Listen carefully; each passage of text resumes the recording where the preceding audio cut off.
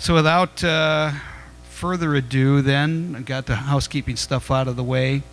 Our first talk today is the 10 things I wish I knew before becoming an association president, and I'm your speaker for that topic this morning. And I'll just give you a little background about myself, how I got involved in my local association. So I was an association president for about 5 years, and the way I got involved in association was probably the same way you got involved in the association. Is the guy that was the coach of my kids' team, he was already on the board, and he said, "Hey, you're kind of a marketing kind of guy, aren't you?" And I go, "Well, yeah, that's kind of what I do." And he said, we need some help with some of our PR and our newsletter and stuff like that." And I said, "Oh, that's something I can do." So I signed up to help the board in that respect. And at the time, this is in the Muskegon area, we were at, the L.C. Walk Arena, if those of you know that, which was a one sheet of ice facility. And then shortly after that, an old rink that had been opened in I guess it was in the 70s, had been closed for a number of years, actually been a manufacturing facility, got reopened as an ice rink because there was demand for more ice in the Muskegon area. So our association moved over to that building, and they also added a second sheet of ice to that facility. So now we had a lot of ice. And some of the people that were on the board at the time kind of committed for a lot more ice than probably we could ever have used. And it caused a lot of dissension on the board, and a number of people left the board. And so all of a sudden I became, instead of just in charge of the newsletter, now I became the vice president. And then there was more dissension on the board, and the president resigned, who was my friend, who talked me into getting on the board to begin with. And so I became the association president. I had no idea what I was doing. I had no idea what MAHA was. I had no idea what USA Hockey was. I didn't really know what I was doing at all. Because, my kids played hockey, but, I never played hockey myself. I wasn't involved in hockey. So I kind of went to the School of Hard Knocks. And, this is a little while ago. This is back in the late 90s, and some of you that have been around a little while know that the birth age changed back in that time. Instead of being on the calendar year like it is now, it used to be, I think it was August 1 to July 30 was the cutoff date. And to show you how unaware we were, we had no idea that the birth date had changed for the coming season. So we're at a board meeting in July, or might have even been August, I don't exactly remember. And we found out that all the teams that we'd already picked, most of them couldn't stay the way they were because they weren't with the right birth years. And I'm like, well, how did this happen? And how did we not know about it? Well, we were clueless. So I guess the next year I went to my first MAHA meeting, which was in Sault Ste. Marie at the casino, because I vowed that we're going to figure out what in the heck is going on around here, and this is never going to happen again. So that's kind of how I got to be an association president. Probably a lot like you. Instead of me taking a step forward, everybody else took a step back, and I moved to the front of the pack. So, but I just kind of want to empathize with you a little bit and give you a few pointers that I've picked up over the years. Obviously, I've sort of stuck with it, and I didn't give up. I've kind of advanced along, and I've actually been president of the state now for 10 years. Hard to believe that, but it's a long time. But anyway, I want to give you a few tips this morning. This is going to be a little bit of fun as well. It's not going to be too serious. You can feel free to ask questions at any time. We'll have a Q&A at the end. If you've got some questions or concerns or things that you might want to ask, I'm certainly open to you asking any questions at any time throughout the presentation. So I got my top 10 list here of things that you need to know to become an association president. So the first thing is, get the right people on the bus. Get lots of people on the bus. Really, really important and harder to do nowadays is to get a lot of people on the bus. Picking up some feedback here, aren't I? don't know where that's coming from. Where is it? This is actually the sound system. I don't know where that's coming from. Hang on a minute. See if I can. I muted my computer. Okay, I'm not sure. So anyway, getting the right people on your bus. You know, you're going to find some people are more helpful than others. You want to encourage the more helpful ones to get on the bus. You know, I think too, you know, I like this picture. It's kind of a fun picture, but it kind of evokes another one of my points, which would be get a diverse group of people on your bus. Don't just get all your buddies on the bus. Try and find some other people on the bus that have other different abilities and different viewpoints. It'll serve you well in the long haul. There was a board member that I had that he and I, for the first few years, absolutely probably could not stand each other, could probably not be more diametrically opposed in our viewpoints. And we were like oil and water. But over the period of time, I came to kind of understand, you know, the individual, and I really kind of respected his opinion because he had a totally different point of view than the way I looked at things. And I thought that was really helpful to me because I would look at things one way, he would look at things a totally different way. And by listening to the way he viewed things, a lot of times we were able to avoid problems or maybe take a little different path that was going to be better for everybody because of the ability to get the different viewpoints and the different thoughts through there. So getting the people on the bus now is getting to be a little bit more challenging too. The millennial people, they're not the workhorses like most of the people in this room probably are. They love to volunteer, they'll be happy to help you, but they only want to do it in little chunks. They don't want to be at the rink every weekend from 8 to 5. But if they can find something that interests them and it's a chunk of time that they can devote, they're happy to help you. So it's a different way of looking at things, which means you need more people on the bus.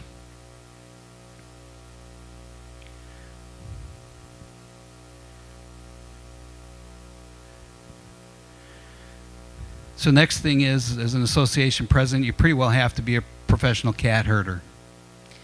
So I don't know if you know any cat people, but you probably want to get to know them, learn how to herd cats. Association people, you know, your volunteers, they're going to be all over the place. And that's good and bad. You need people. You need people to do different things. But a lot of time it's really hard to get them directed. They move in directions that you never imagined that they would. Sometimes they don't move at all. They take a nap. But again, it kind of goes back to the diversity issue. You know, you've got a lot of different things, and you got to figure out how to get the most out of each individual people. You got to figure out what motivates them and how you can get them to move in the direction that you want to move your association into. You know, it's just a fact. I mean, you know, a lot of times it kind of freaks you out. It's like, I can't control these people. I don't know what they're doing. What's going on here? You just kind of got to get used to it and go with the flow. You know, not everything's going to work perfectly the way you imagined it. But if at the end of the day it all happens and the kids have fun, that's really what is important at the end of the day. So tying in with that, you almost need to be an amateur psychiatrist. Got Lucy up here. This is from my era. I think it's 5 cents still for help. That's pretty cheap. But again, you know, all your people are different. You got to figure out what makes them tick. You know, get to know your board members. Get to know your volunteers. I'll talk a little bit more about showing the leadership later, but you got to get to find out what motivates these people. You know, is it you know, the recognition, you know, that you can give them through your association? Is it because they want to, you know, get money off their kid's bill? You know, what is it that motivates these people people to help you. Try and figure out where they live and how you can meet them there and how you can then get them involved in your association. Probably one of the most important parts, and this was the part that I really struggled with when I became an association president, is follow the path. And what I mean by that is there's a path that's out there already. You know, through MAHA, through USA Hockey, you know, through all the people that have many years of experience in your district and so on. There is definitely a path that many others have gone before you and probably already paved. You might need to decide whether you need to go left or you need to go right in your path, but the path is there. So you just need to really reach out and ask for direction, ask for help. I don't know of anybody that's involved in MAHA or in USA Hockey that has ever said no, ever not been willing to help. So don't be afraid to reach out to your people at the district level.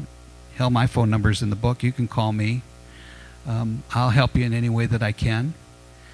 But a lot of it's there, and a lot of the materials are out there now. I don't know how many of the associations in the room are on Club Excellence or know what Club Excellence is. You'll learn a little bit more about that this afternoon. It's actually a tool that USA Hockey has put together that is made not only to kind of help you know what your responsibilities are of your different board positions in your association, but it also has a feature in it that creates a lot of the tasks and timelines that people need to use. So it's kind of a path to follow for your association by being able to use that tool. It's a free tool to use. You'll learn a little bit more about that this afternoon. But a lot of this material is already there. There's tremendous amount of development material out there for your coaches. I don't know if this will come out today, but Mobile Coach was just upgraded. I don't know how many of you are aware of Mobile Coach. Mobile Coach is a app that coaches, actually anybody can use. It's not password protected at all. Mobile Coach has got a wealth of coaching information in it. You can create practice plans, there's development videos, there's tons and tons of stuff in there. It's a tremendous tool you can share with your coaches. Amongst your coaching staff, a practice plan. You know, the coach can develop a plan and he can shoot it out to everybody else so they know what's going to go on when they get to practice that day. And now I guess they just added a desktop version of that as well. It used to be just solely on phones and tablets, but now they've added a desktop app so you can actually do your practice plan at work on your computer, and then you can send it to your phone and your tablet for when you get to the rink. I guess that's why they did it, because everybody else is going the other way, but USA Hockey just went the other way to go back to the desktop computer. But that's a tremendous tool that you can use, and in Club Excellence there's a lot of that material as well that you can print out, pass out. You know, it's got a component in it of like a Team Snap type of thing where you can create groups that you can then send out a lot of this information to within your association to help keep everybody on the path and moving along. So the path is out there. That was the part I struggled with because I had no clue where the path was, if there was a path or anything else. But that's one of the reasons that we do a lot of these things now at the summer meeting too, to be able to, you know, kind of show you what some of the resources are that are at your disposal.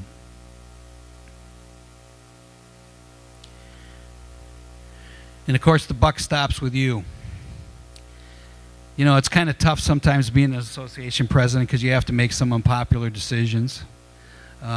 It's getting to be tougher and tougher out there now with some of the things that we end up having to deal with. Back when I was an association president, all we had to worry about was who got the best ice time and who got the best jerseys. Those were probably our most unpopular decisions. You know, now we have things like safe sport and background checks, and we've got a lot more. We've discipline problems with parents that get out of control at the rink and things like that that didn't happen back when I was an associate, or happened I shouldn't say didn't happen. I do remember the one time when our two squirt teams, the parents got into it, actually a brawl at a tournament. That was pretty cool. But it didn't happen very often back then. Actually, it wasn't very cool, but it was two teams from the same association. Pretty great. Anyway, so I mean, the buck stops with you, and I guess my point of putting this one in here too is that, especially now with some of the things, especially the sexual assault, the abuse, the hazing, those type of things, you really need to take a hard line on those in your association and make sure that they get reported up and through USA Hockey using the Safe Sport reporting system. You see what's happened to some of the people that have been maybe remotely involved even at Michigan State and how they've been run through the mill. I'm not saying that it wasn't justly deserved, but I'm just saying that, you know, people are going back now and saying, well, I told you something 10 years ago and you never did anything with it. Don't be that guy. I don't think any of us wants to be that guy. So the buck stops with you, and that's sometimes a hard place to be in. Learn to be a good poker player. And I'm not trying to say this from a perspective of trying to be deceptive. What I'm trying to say here is you kind of need to study the situation first. You know, look at your cards, see what you got, see what you can do with those cards. You know, get more information, see which way you want to go before you make a decision on which way to go. You know, and sometimes you have to back up to move forward. You know, especially at the state level, we've had. Matter of fact, last night we were talking about some things that really were trying to get put forward about 2 years ago, and nobody really had any appetite to move them forward at that point. And now things have changed, and then, you know, people want to move it forward again. So you kind of have to assess each individual situation, know when you've got a good hand, know when it's time to move forward, and know when it's time to maybe study it some more, retreat, take a different path, and go in a different direction.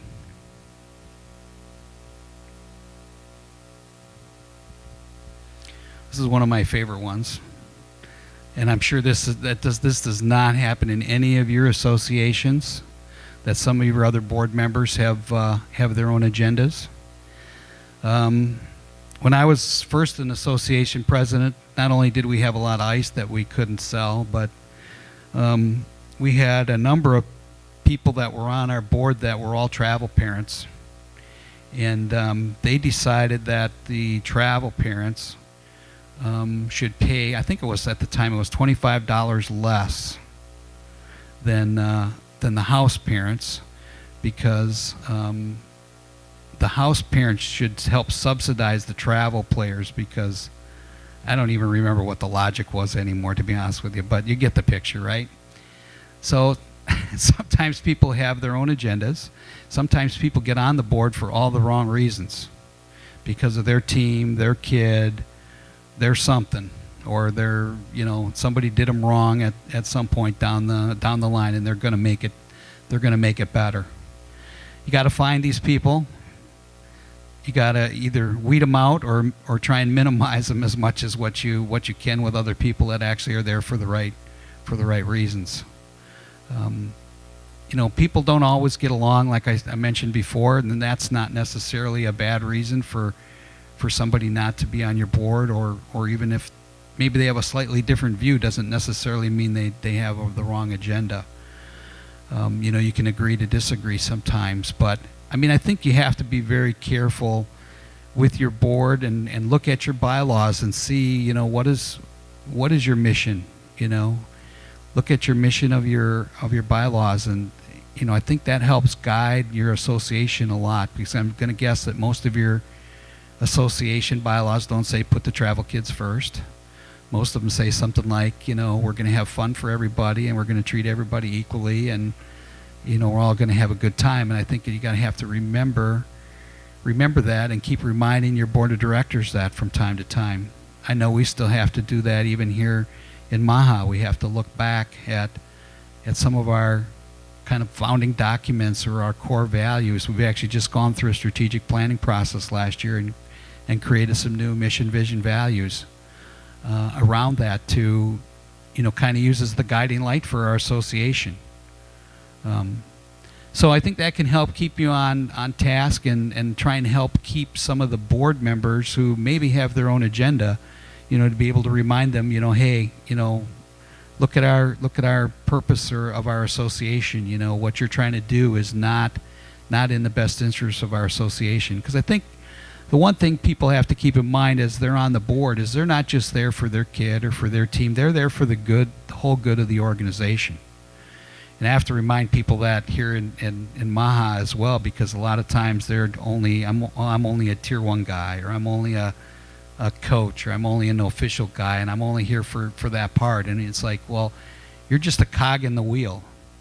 The whole wheel's got to work. If we've got broken teeth in the wheel, we're not going to have a smooth process, and we're not going to have a good program. So people have to realize that when they get to those type of positions on the board, that they are there to look out for the whole good of the organization. And sometimes, what may be best for them should not be the decision that they make. Oh, and I did give myself another note too. So sometimes you'll have people that have their own agenda, and my note to that is this too will pass, because eventually, at least it's been my experience anyway, most of the people that are on the board for the wrong reason burn themselves out in about 2 years, maybe 3, because they get sick and tired. They got on the board for the wrong reason. Hopefully you have the rest of the board has a much broader perspective, and after they've been on the board for a while and they don't get their way, they finally decide to stop coming, which is a good thing. Another word to the wise is don't put anything in an email, on social media, whatever, electronically out there that you don't want somebody else to see. So my thought there is definitely use the 24 or the 48-hour rule as an association president. Don't respond right away on your emotion. Give it some time. You might be really torqued off at somebody right now, and maybe they did a really bad thing. But don't go saying something that you wished you regretted later, or maybe you didn't quite have all the facts up front. Maybe there was a couple more facts. If you'd have given it a day or so, you'd have found out, and maybe it wasn't quite exactly the way you thought. So this, I put the cover of the New York Times up here, but kind of an old saying goes is, at least for my era anyway, is don't put anything in writing that you wouldn't want your mother to read. I think that's also a good guideline as well. And just remember, when you send an email, yeah, you send it, I sent the email over here to Kevin because I was mad at Kevin. But you have no idea what Kevin's going to do with that email and how far and wide that email is going to go. And to be honest with you, it's happened to me, so don't let it happen to you where somebody got the best of me at some point and then I regretted it later because, it got disseminated a lot further far and wide than I ever thought it was going to. And anything you post on social media or online, you might go and be able to delete it, but it's really not gone. It's still out there. Somebody can find it. I can guarantee you. And it's not the Russians either. They might find it too. But I think you just got to, as a leader, you have to be really kind of a steadying force in your association. So don't overreact. Don't react too quickly. Yeah, it's a serious problem. We're going to take care of it. But it doesn't have to be taken care of right this minute. Maybe sometimes it might. I guess it depends on what it is. But in most cases, it doesn't have to happen right this second. Take your time, think about it. If you're going to send something in writing, write it, put it away, read it again tomorrow. Have your significant other read it maybe. Maybe send it to somebody else who you trust within your organization, get their input on it as well before you send out the nasty gram that's going to set the world on fire. So I would just warn you on that.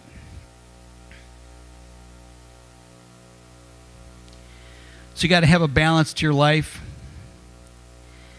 I think, you all got to take some time away from hockey during the year. You can't do hockey 24/7, 7 days a week. I know a lot of us would like to do that. I'm probably guilty of that myself, at least at times anyway. But you got to take some time away from hockey. You got to make sure that you still enjoy what your kids are doing. Still, be involved with your family if you have one, and take some time away from hockey, because it'll recharge your batteries as well. To be honest with you, I'm looking forward to Sunday, because after about Sunday, you probably won't hear from me for about 2 or 3 weeks. Because once I get through the MAHA summer meeting, I usually unplug for a couple of weeks, try and get recharged back up and get ready for another season. But it can be a grind, and you do have to take some time away from it, and make sure that your volunteers take some time away from it as well, so that they can get charged back up, because it's pretty easy to get burned out early. So my last one is, I'm a little bit ahead of time here, so my last slide, and then we'll get into some Q&A. It's kind of a fun one as well. Being the lead dog isn't always easy. It looks like it's pretty easy right here in this picture, but it's not always very easy. It's not always a popular position to be in.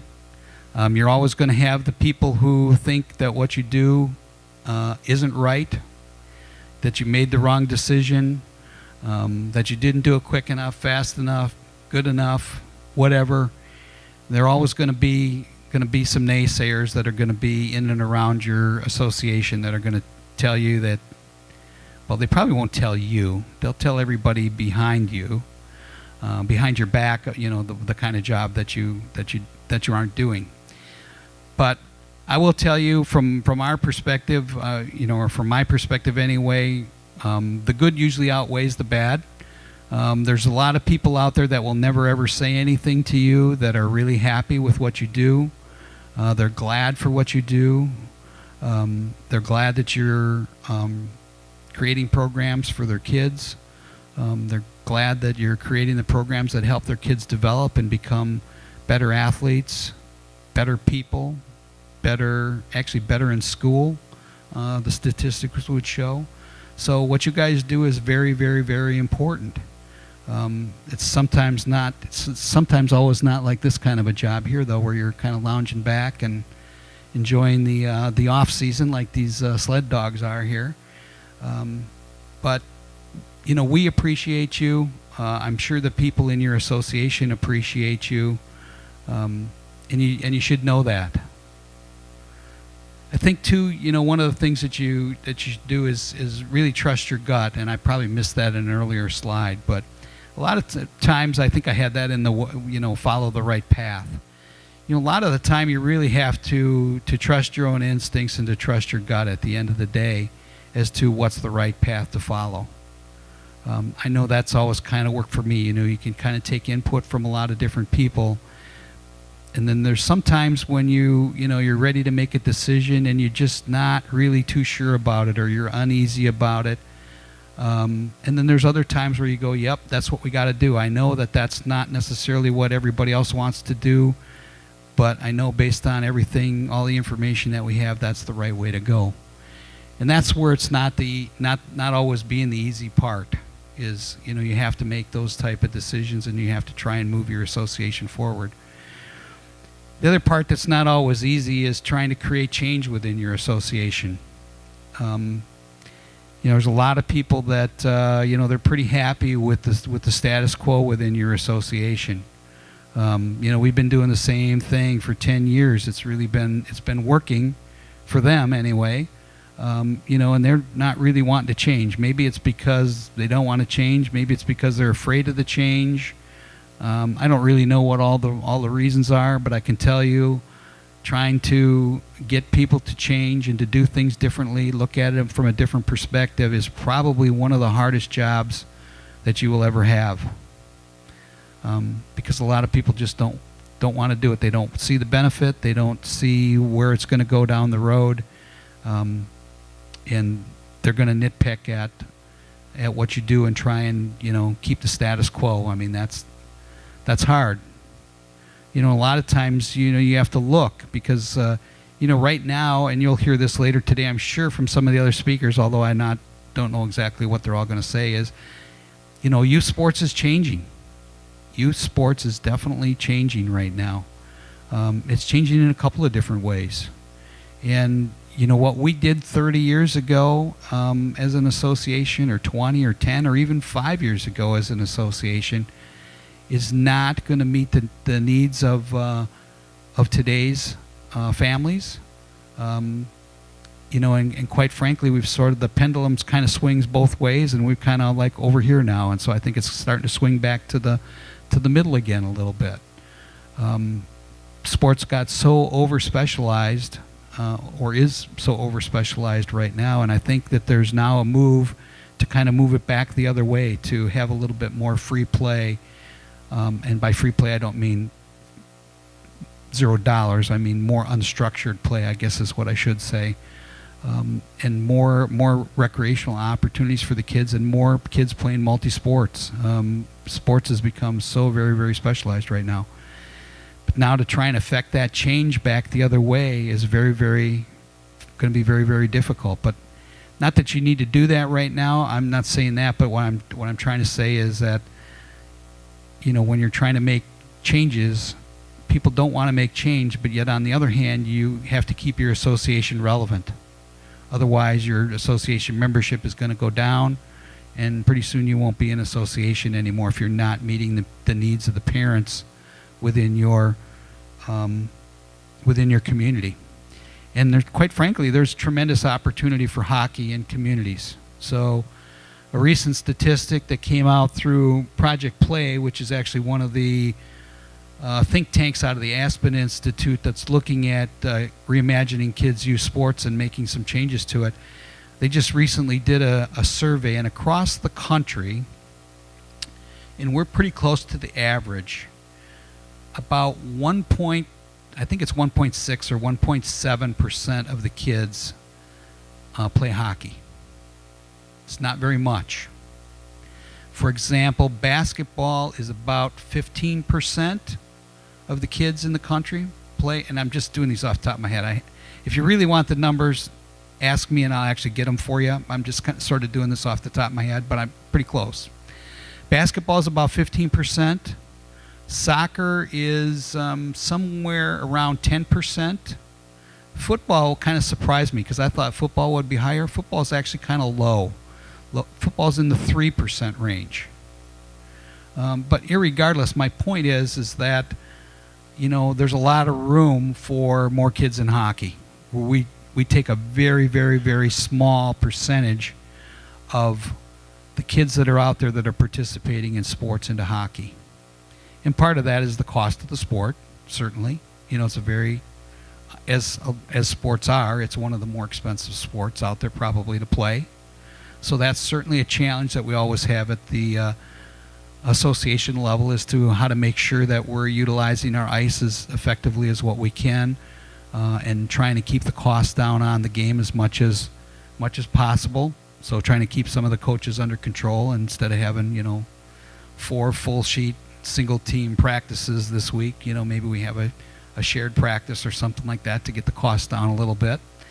But try and keep some of these things under control to keep the cost, or offering a lesser intensive option that's a little bit cheaper, which we used to do when I was an association president. We had a rec league back then that just basically played on Saturdays. If you wanted to just play on Saturdays, and we had a few practices mixed in there, we had that type of an option back then, and most of that's gone away now. There's very few places that have that type of an option anymore for hockey. But anyway, there's a lot of opportunity out there, I guess, is what my point of that was. So keep your association relevant. There's a lot of opportunity out there yet to get more kids into the game. I think, you know, the fact that we have such a low percent of participation, if you will, in terms of youth athletes, there's definitely some opportunity there to work with other sports in your community, i.e., maybe you share your list with the baseball guy, because you and baseball don't overlap. And then baseball shares their list with you. So you can let your kids go play baseball in the summer, which you should anyway. They shouldn't be playing hockey right now. That's my 2 cents. They should be playing baseball or some other sport in the summer. And then maybe the baseball kids will come play hockey in the winter. So, I mean, I think you can work across the board with some of those other sports in your community. As long as it's not somebody where you're overlapping seasons, a lot of times they will work with you. I know we used to work with the baseball group in our area, and we used to share mailing lists back in the day, and it still works today. God, there was something else I was just going to go with that too, and now it just totally left me. Anyway, does anybody have any questions? I'm pretty well done with my slide deck. Those were my 10 things. No questions?